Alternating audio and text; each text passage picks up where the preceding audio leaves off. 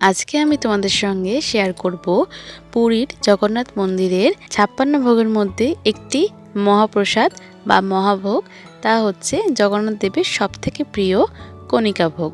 প্রথমে আমি 200 গ্রাম বাসমতি চাল নিয়ে নিয়েছি। সেটাকে খুব ভালো করে আমি 3-4 বার জল দিয়ে ধুয়ে সেটাকে আমি আধ ঘন্টার মতন ভিজিয়ে রাখবো। নিয়েছি দারচিনি, লবঙ্গ, এলাচ, জায়ফল, জয়িত্রী, জিরে, সমস্ত কিছু মশলা একসাথে একটু গুঁড়ো করে নিয়েছি। চালটা খুব ভালো করে ধোয়ার পর সেটাকে খুব ভালো করে শুকিয়ে নিয়ে তাতে আমি 1 চামচ ঘি দিয়ে একটু মেখে রেখেছি আধ ঘন্টার জন্য। তার সঙ্গে একটু গোটা গরম মশলা নিয়েছি, যেটা আমি ফোড়ন দেবো। আমি কড়াই গরম হলে 2 টেবিল চামচ ঘি দিলাম। ঘিটা গরম হয়ে গিয়ে উঠলে তার মধ্যে সেই গোটা গরম মশলা ফোড়ন দিয়ে কাজু কিশমিশ দিয়ে আমি হালকা করে ভেজে নিলাম। এতে ঘি দিয়ে মেখে রাখা চালটা দিয়ে দেবো। আপনারা কিন্তু এটা গোবিন্দভোগ চাল দিয়ে করতে পারেন। গোবিন্দভোগ চাল দিয়ে করলেও এটা কিন্তু খুব ভালো হয়। আমি মিডিয়াম টু লো ফ্লেমে 2 থেকে 3 মিনিট খুব ভালো করে ভেজে নিয়ে এতে জল দিয়ে দিলাম।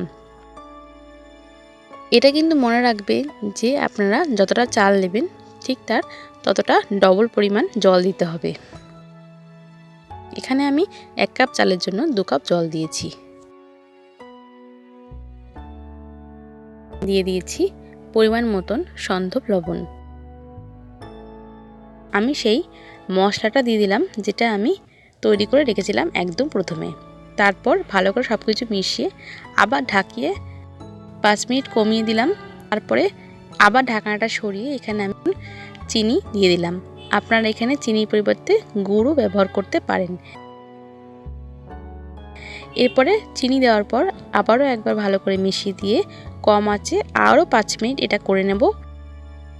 জগন্নাথ দেবের ভোগে কিন্তু এমনি লবণ বা চিনি ব্যবহৃত হয় না, কিন্তু আমার কাছে এই মুহূর্তে গুড় ছিল না, তাই জন্য আমি চিনি দিয়েছি। ব্যাস একদম তৈরি হয়ে গেল জগন্নাথ দেবের সবথেকে প্রিয় কণিকা ভোগ, যেটা জগন্নাথ দেবের সবথেকে প্রিয় এবং প্রধান ভোগ।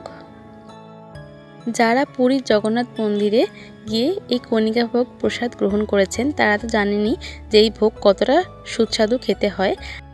যারা এই প্রসাদ এখনো পর্যন্ত খাননি তারা অবশ্যই বাড়িতে এই প্রসাদ বানিয়ে জগন্নাথ দেবকে নিবেদন করে সেই প্রসাদের স্বাদ নিতে পারেন। আজকের রেসিপি কেমন লাগলো অবশ্যই কমেন্টস করে জানাবেন। ভালো লাগলে একটা লাইক, কমেন্ট, শেয়ার করবেন।